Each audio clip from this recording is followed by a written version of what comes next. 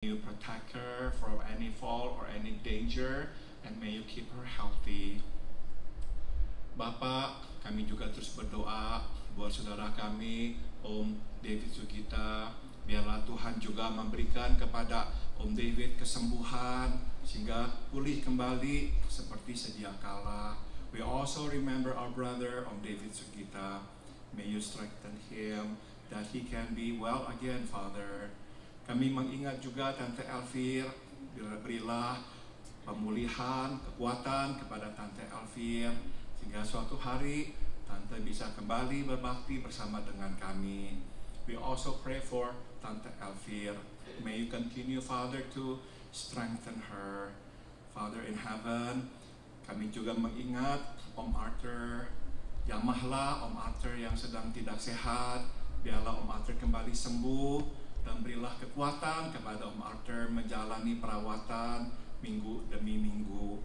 We also pray for Om Arthur who is not feeling well today. May you touch him, Father. Heal him, please, that he'll be well, and may you grant him strength to go to treatment week after week. Kami berdoa buat Andri, anak dari saudari kami Ling. Bapak, kami berterima kasih atas kemajuan demi kemajuan yang dialaminya. Kami percaya itulah karya-Mu. We pray, Father, for Andri, the daughter of our friend Ling. We thank you, Father, for progress that she has made. We know, Lord, it is you who has actually brings about the progress in her. Kami serahkan Andri kepadamu. Biarlah Engkau sempurnakan pekerjaan-Mu dalam hidupnya, supaya dia benar-benar secara total sembuh kembali. We submit Andri into your hands, Father. May you touch and heal her, so she will be completely healed and be healthy again. Bapak, kami juga berdoa bagi saudari kami Stephanie dan Mira. Berilah kepada mereka kekuatan dan kesehatan. We remember our sister Stephanie and Mira. May you continue, Father, to keep them healthy. Dan biarlah Engkau juga terus memberikan kesembuhan dan kekuatan kepada saudari kami Herwi dan Pendeta Tony Moniaga. And may you also continue to heal our sister Herwi and our brother Pastor Tony Moniaga. Jamahlah juga saudara kami Anyau, supaya Anyau tambah hari tambah sehat. We also remember a friend by the name of Anyau, who is still under treatment. May you touch him, Father, and heal him. Bapa dalam surga, kami doakan terus bagi Indonesia. Biarlah penyebaran COVID diturunkan dan dihilangkan, dan biarlah pemberian vaksin dapat diberikan sehingga banyak orang yang bisa menerima vaksin. We pray for Indonesia, Father. May you put a stop to the spread of COVID-19, and may you bless the distribution of the vaccine so more and more people can receive the vaccines. Bapak, dengarlah doa kami ini. Please hear our prayer. Kami naikkan doa ini. Oh ya, berilah kepada kami pencerahan-Mu, supaya kami bisa mengerti firman-Mu yang akan kami baca. And now we pray, Father, please enlighten our hearts and minds so we may understand your word that we will read. Dalam nama Tuhan Yesus, kami berdoa. In the name of Jesus we all pray. Amen.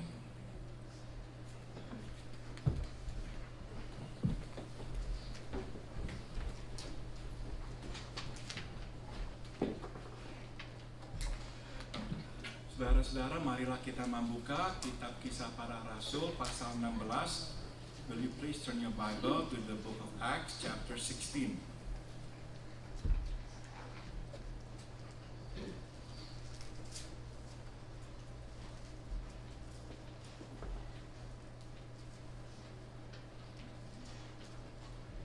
Kita akan membaca ayat 25 hingga ayat 34, and we are going to read from verse 25 to verse 34.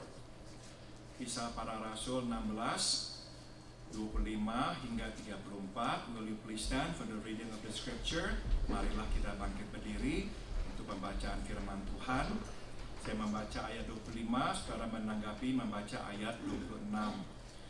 Verse 25, tetapi kira-kira tengah malam, Paulus dan Silas berdoa dan menyanyikan puji-pujian kepada Allah, dan orang-orang hukuman lain mendengarkan mereka.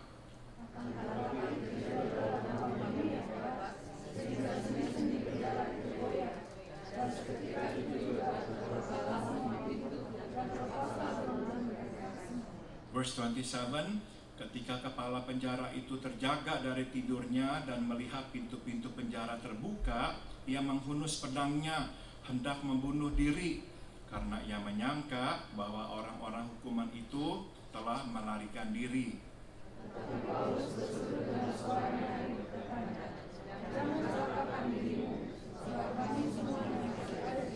Verse 29, kepala penjara itu menyuruh membawa suluh, lalu berlari masuk, dan dengan gemetar tersungkurlah ia di depan Paulus dan Silas.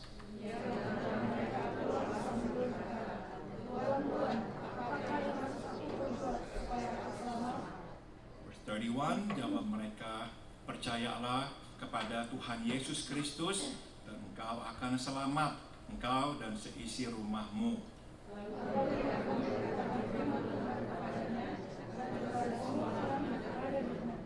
Verse 33, pada jam itu juga kepala penjara itu membawa mereka dan membasuh bilur mereka. Seketika itu juga ia dan keluarganya memberi diri dibaptis. 34, lalu ia membawa mereka ke rumahnya dan menghidangkan makanan kepada mereka, dan dia sangat bergembira bahwa ia dan seisi rumahnya telah menjadi percaya kepada Allah.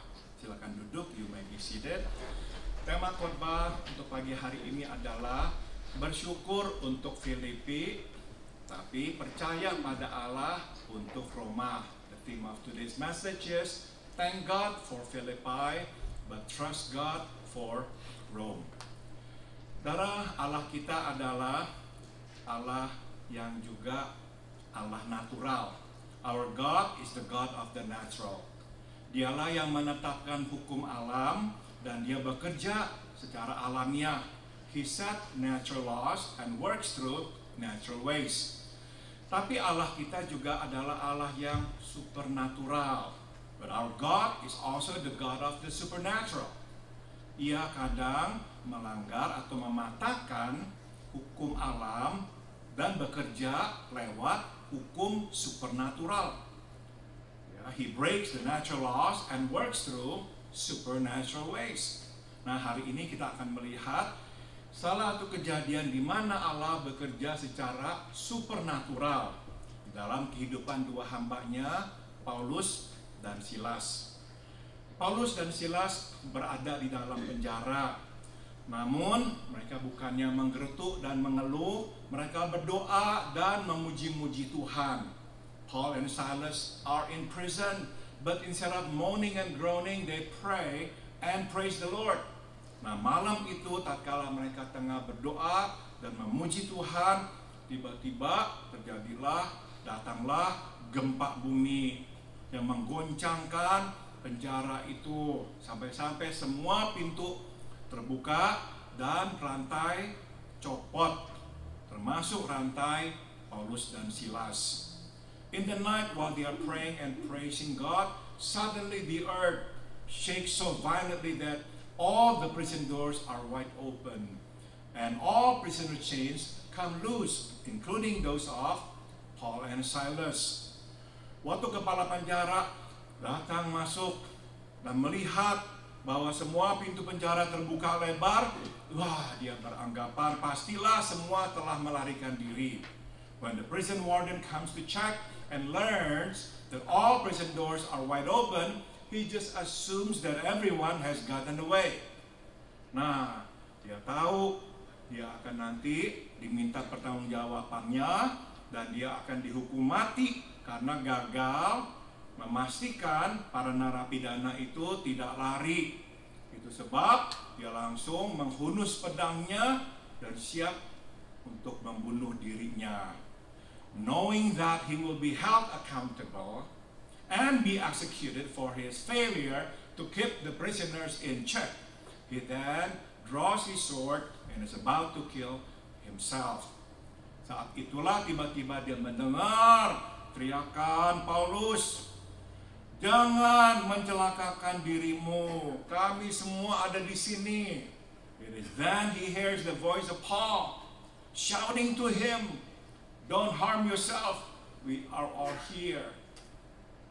Kita bisa membayangkan bagi si kepala penjara mendengar teriakan Paulus seperti mendengar suara Allah yang menyampaikan kabar baik dan kabar yang sangat manis.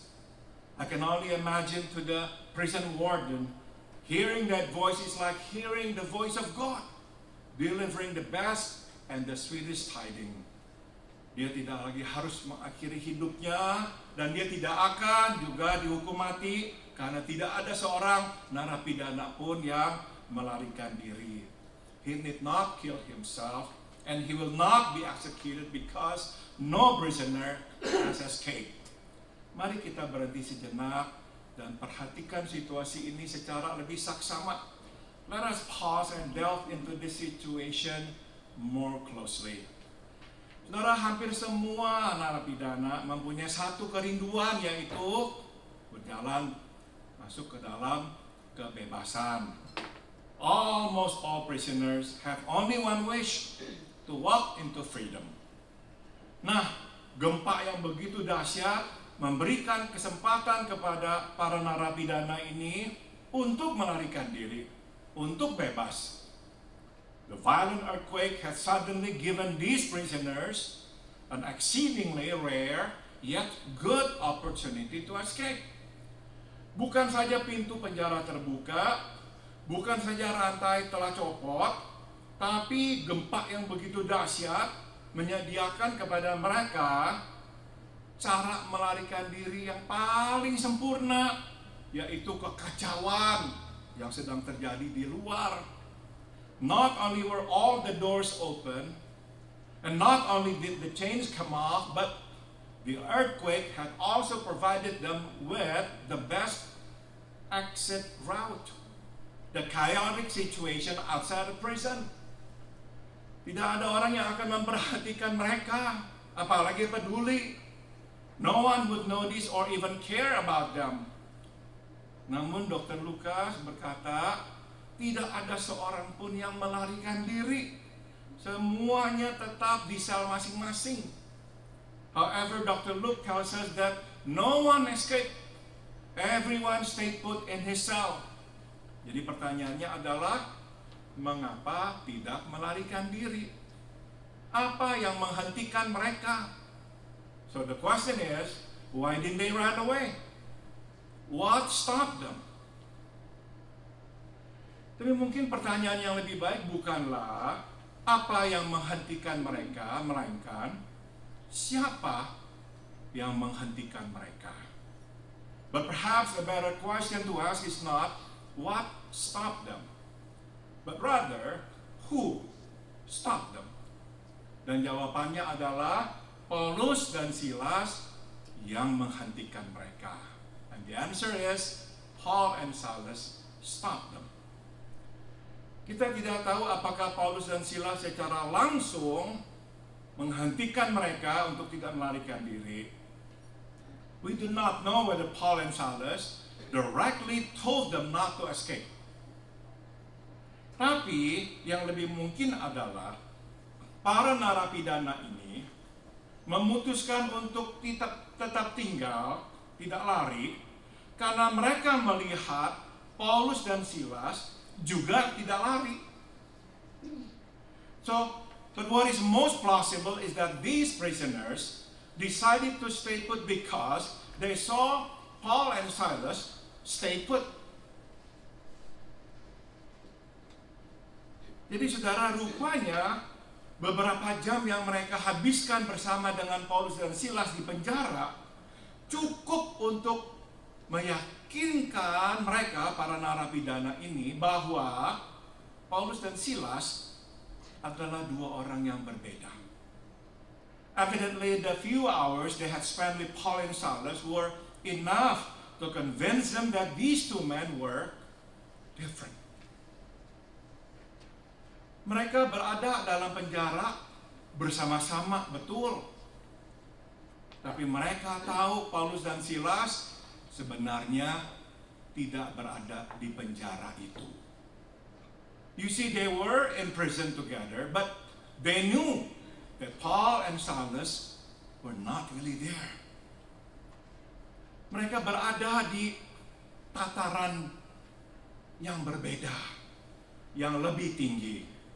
They were on a different and a higher plane. Jadi penjara yang sama, tapi dunia yang berbeda. The same prison, but different worlds. Bagi para narapidana ini, kedua hamba Tuhan ini benar-benar berasal dari dunia yang lain. To these prisoners, these men of God were of another world. Dan itu yang membuat mereka menghormati Paulus dan Silas dan bersedia mendengarkan Paulus dan Silas. And that is what commanded their respect toward and made them listen to Paul and Silas.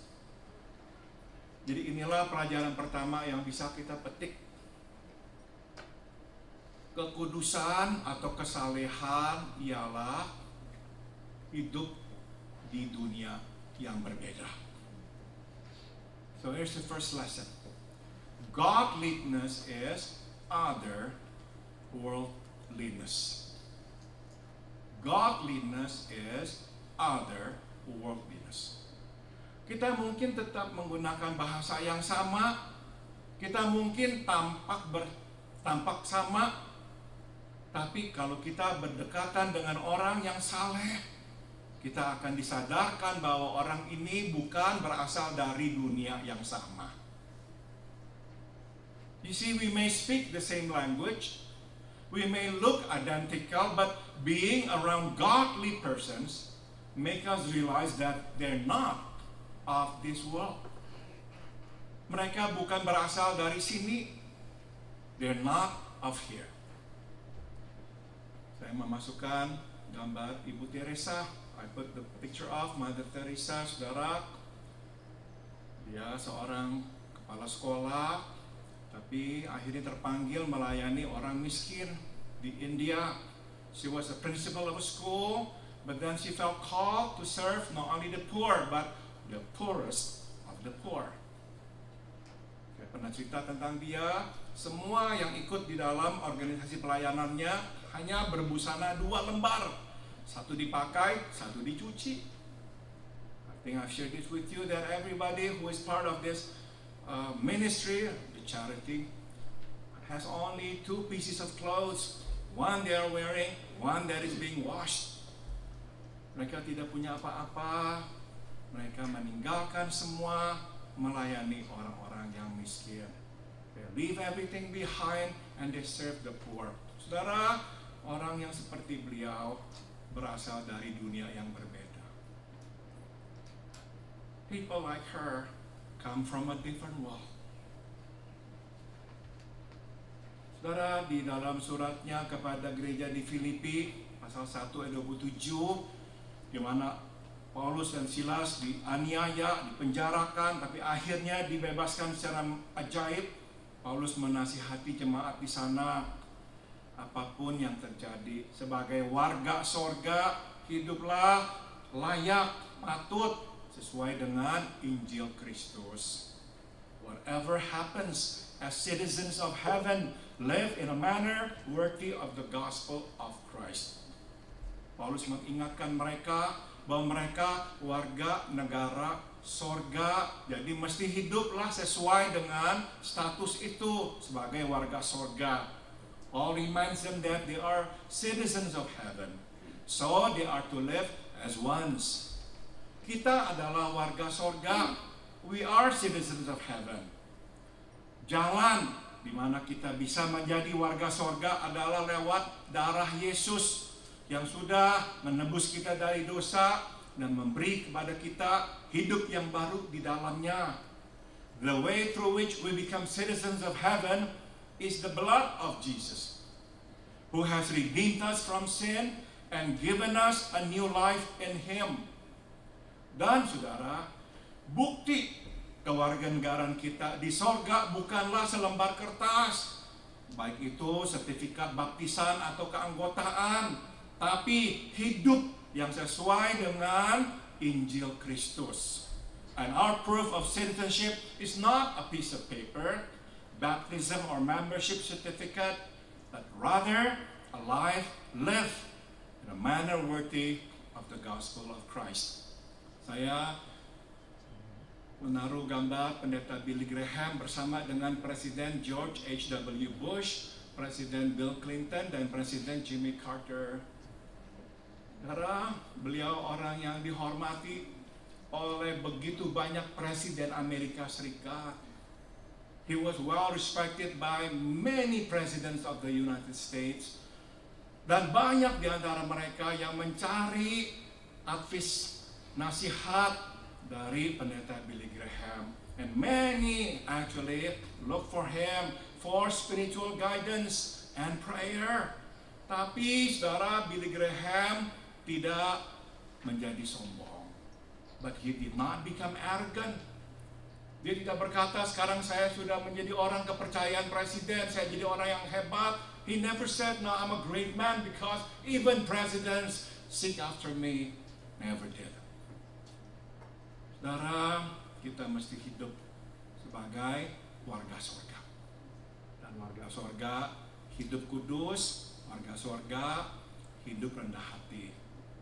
We are to live as citizens of heaven, and citizens of heaven live a holy life and live a humble life. Saudara, waktu kita menjadi orang Kristen, kita dilahirkan kembali, tapi bukannya dilahirkan ke dalam dunia ini, tapi kita dilahirkan ke dalam dunia yang lain, yang satunya, yaitu sorga. You see, when we become Christian, we are born again, but not here in this world, but rather in the world, in the other world, in heaven. Kewargaan kita dalam kerajaan Allah langsung diberikan kepada kita. Kita menjadi makhluk sorgawi yang sekarang berjalan-jalan di dalam dunia. Our citizenship in the kingdom of God is instantly granted. We become heavenly subjects walking around in this world. Nah, kita tidak lagi melihat hidup melalui kacamata manusia, tapi lewat kacamata Allah. We no longer see life through the eyes of man, but through the eyes of God. Kita tidak lagi memberikan respon kepada apa yang terjadi dalam hidup kita dengan cara yang biasa, tapi dengan cara Tuhan. We do not respond to whatever happens to us in the usual way, but in God's way. Kita tidak lagi menghargai apa yang dihargai dunia. Kita hanya menghargai apa yang dihargai oleh Allah. We do not value what the world values. Instead, what God values is what we value. Inilah kekudusan, kesalehan. Sebagaimana kata Yesus, kita ini ada dalam dunia, tapi kita bukan dari dunia. This is what godliness is. As Jesus says, we are in this world, but not of this world. Saudara, C.S. Lewis pernah berkata, dunia perlu bukan lebih banyak penulis Kristen, tapi penulis orang-orang Kristen yang adalah penulis. C.S. Lewis said, the world does not need any more Christian writers. The world needs Christians who are writers. Saudara, artinya sebetulnya dunia tidak perlu orang seperti saya ini lagi, saudara-saudara. Yang lebih diperlukan orang seperti saudara yang hidup dalam masyarakat, yang bertugas dalam tugas saudara masing-masing, dan dalam tugas saudara itu saudara menjadi garam dan terang. You see, the world does not need any more people like me, full-time ministers. The world needs more people like you. God has placed you in your own profession where you are. And where you are, you can be salt and light for Jesus. Jadi inilah yang paling penting sebetulnya. Saudara, mantu kami waktu menikah dengan putri kami belum menjadi orang Kristen. Our son-in-law, when he married our daughter, was not a Christian. Tapi saat itu pun anak kami juga belum menjadi orang percaya, dia belum kembali kepada Tuhan. But at that moment, our daughter herself was not a Christian. She had left her faith. Tapi saudara, di tempat pekerjaan mantu saya, ada temannya seorang Kristen yang mengajak dia ke Bible study. But a friend at work invited our son-in-law to join a Bible study. Jadi anak ini saudara mulai diajak ikut Bible study. So he began attending a Bible study. Pernah satu kali dia meminta saya dan Santi datang makan malam bersamanya, bertiga saja. Karena dia ada pertanyaan-pertanyaan rohani yang dia ingin ajukan. Once he even invited me and Santi to have dinner with him because he had questions that he would like to ask us about spiritual matters. Dan saudara, sebelum anak kami kembali bertobat, dia sudah berdoa meminta Yesus menjadi Tuhan dan Juru Selamat dalam hidupnya. Before our daughter even came to the Lord, a few months before, he himself had asked Jesus to come into his life, to be his Savior and his Lord. Saudara, jadi benar-benar ya kita bisa lihat dunia memerlukan orang-orang seperti saudara. The world needs people like you yang bisa menjadi garam dan terang dimanapun saudara ditempatkan Tuhan. You can become salt and light wherever God puts you in. Saya sambung lagi.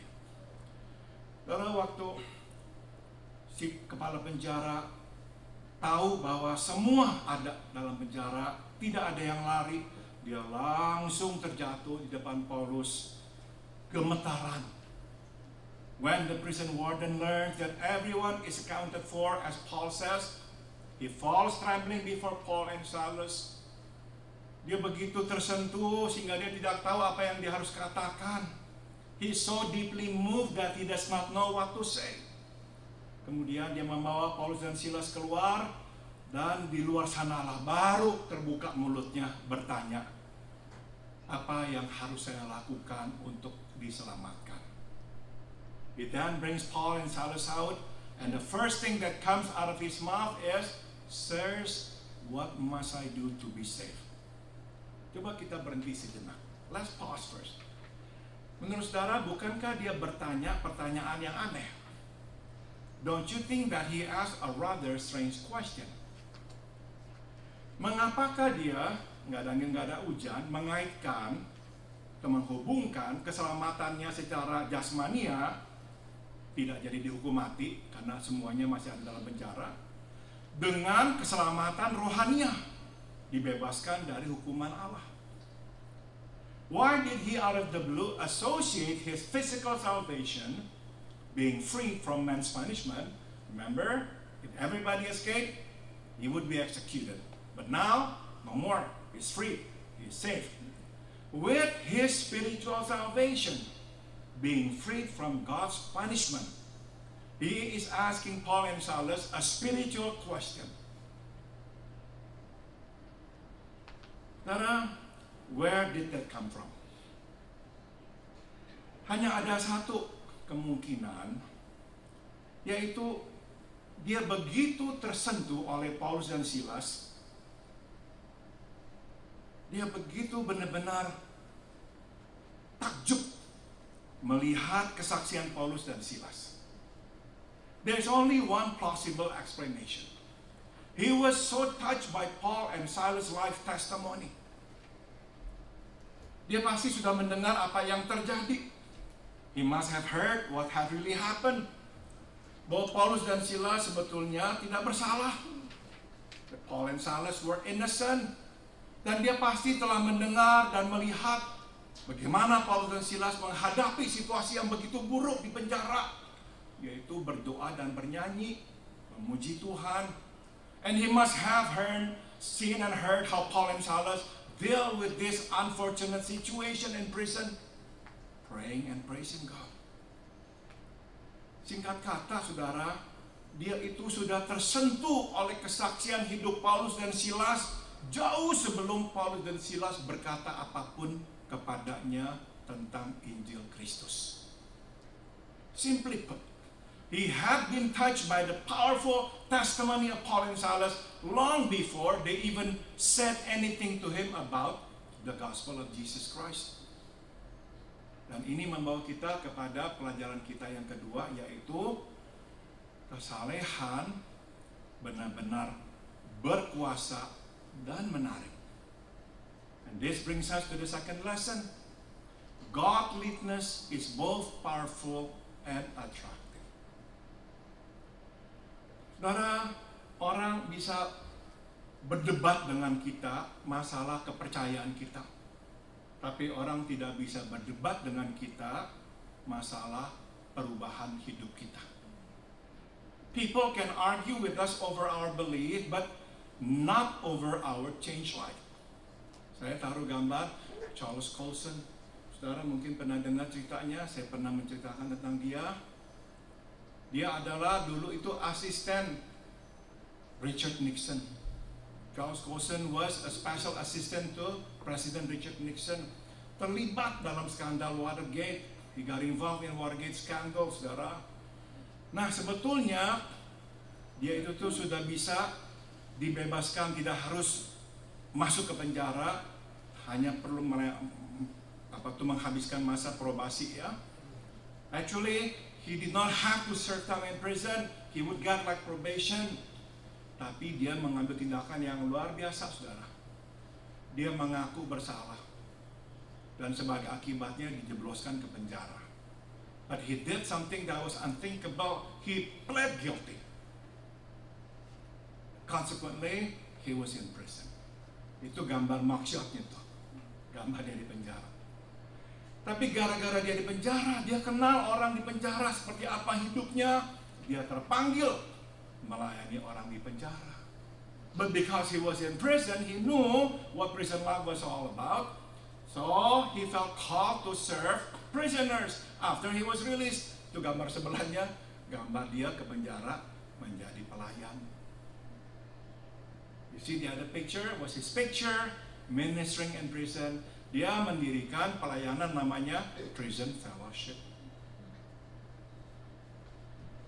Saudara, kita mungkin bisa berdebat sama dia soal-soal apapun, tapi tidak ada yang bisa berdebat dengan dia soal perubahan hidupnya. You and I can argue with him over a lot of things, but we cannot argue with him over his changed life. Saudara, hidup yang berubah adalah bukti bahwa Tuhan ada dalam diri kita. You see, a changed life is proof that God is in us.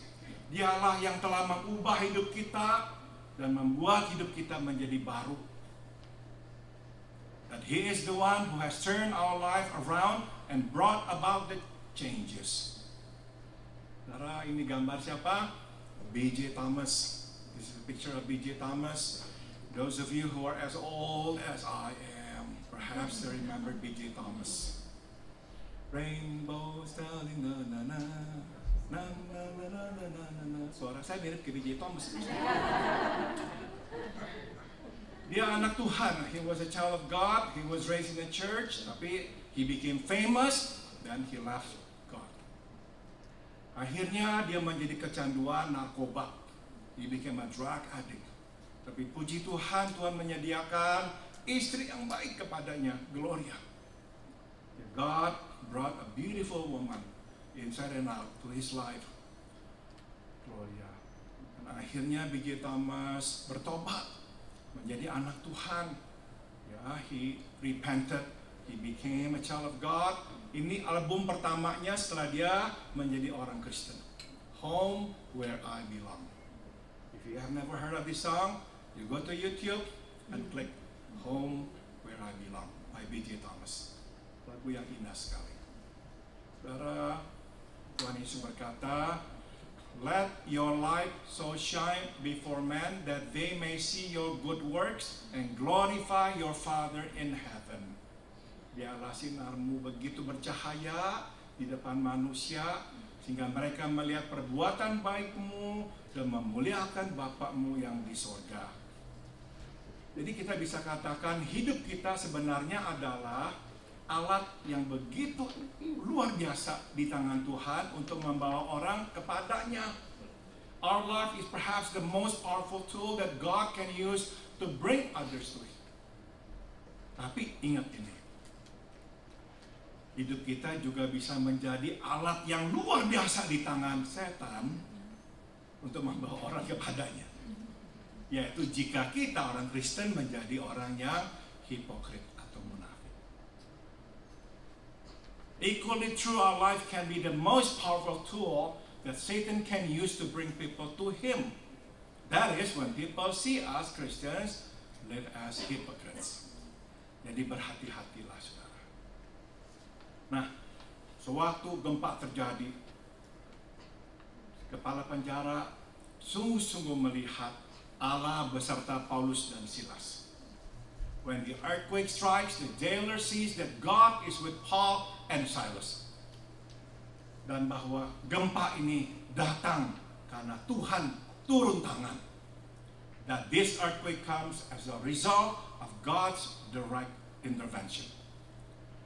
Dan gempa ini adalah konfirmasi bahwa Yesus yang disembah oleh dua orang ini adalah Allah yang sejati.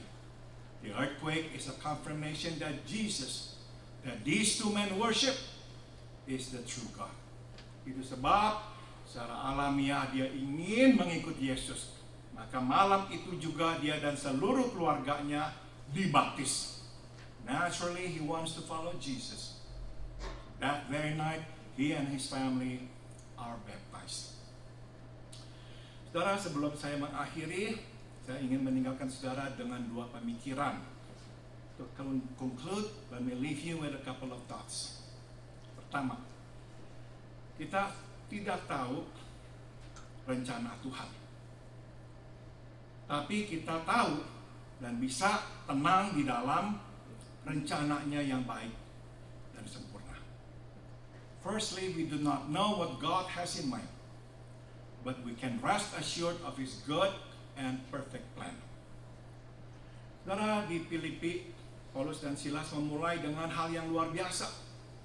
Lydia bertobat, keluarganya bertobat. Tapi akhirnya saudara, mereka dijebloskan ke penjara setelah dicambuki. It began with the conversion of Lydia and her whole household, but ended up with the imprisonment. Saudara, hidup kita bisa berubah dengan sekejap. Hidup kita bisa berubah secara bertahap. Our life can change dramatically within a day, but our life can also change over time. Dan kadang-kadang kita bingung melihat apa yang terjadi dalam hidup kita. And sometimes we get confused. We don't understand what's going on in our life. Dan kita tidak mengerti rencana Tuhan. We don't understand God's plan, what God has in mind. Tapi saudara ingat, Tuhan punya rencana. But always remember, God has a plan. Saudara, kita karena sudah hidup jauh setelah Paulus dan Silas, sekarang tahu apa rencana Tuhan. Now we see all along what God had in mind. Yaitu saudara, keselamatan si kepala penjara dan keluarganya. Singkat kata, untuk menyelamatkan si kepala penjara, Yesus, Tuhan kita, harus mengutus Paulus dan Silas ke penjara sebagai narapidana.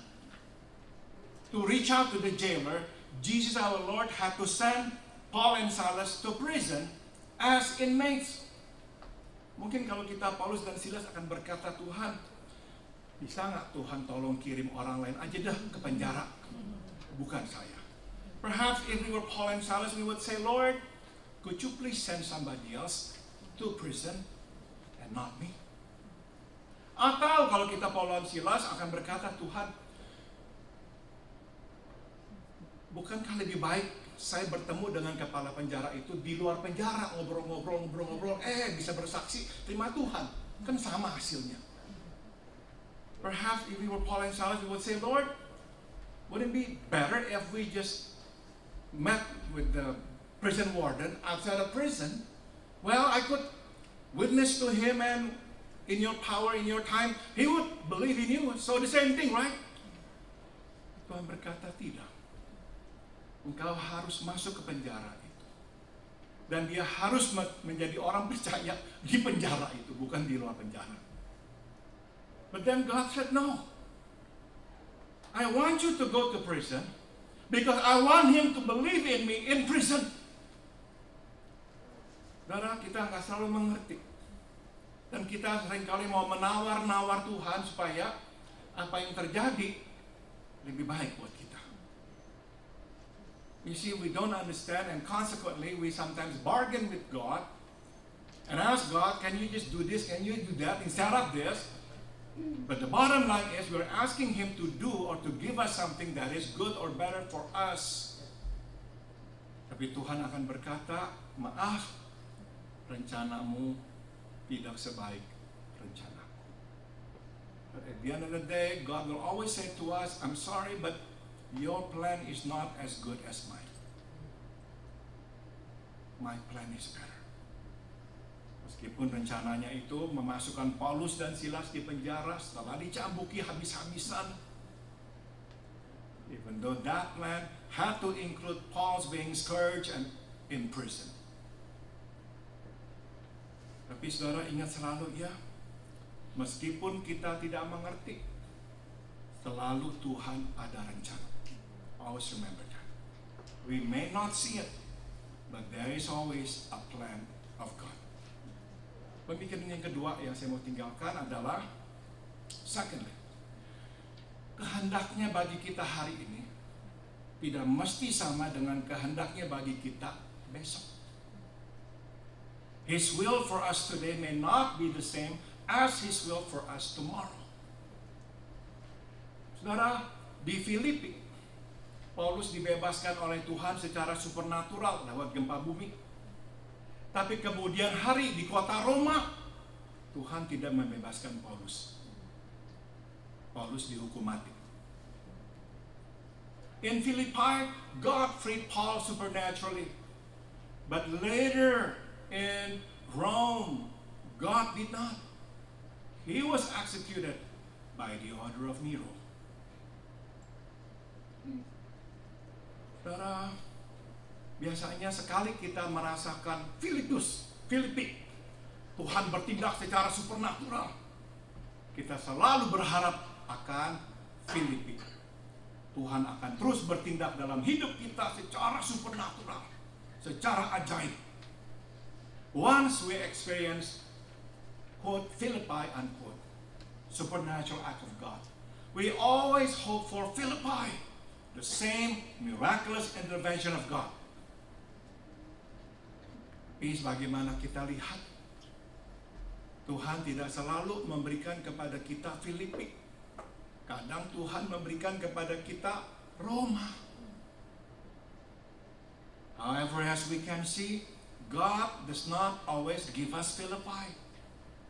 Sometimes He gives us Rome. Maunya kita hari ini Filipi, besok Filipi lagi Tuhan, minggu depan Filipi lagi Tuhan. That's what we want. Today Philippi, Lord, great. Tomorrow, please Philippi again. And next week, please Philippi again. Every time, Philippi, God intervenes supernaturally. That's not the case. There comes a time in which God says, now I have to put you in Rome.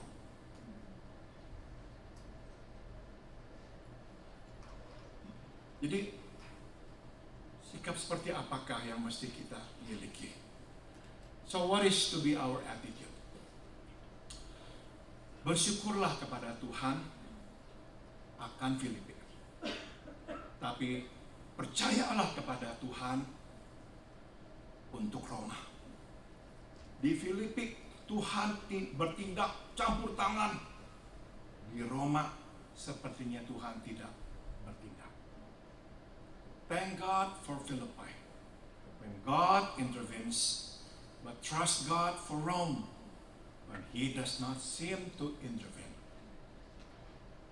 Ingat, Yesus selalu sama kemarin, hari ini, dan esok hari. Tapi kehendaknya dan caranya tidak selalu sama buat kita. He is the same yesterday, today, and tomorrow. But His will and His way are not always the same. Mari kita berdoa.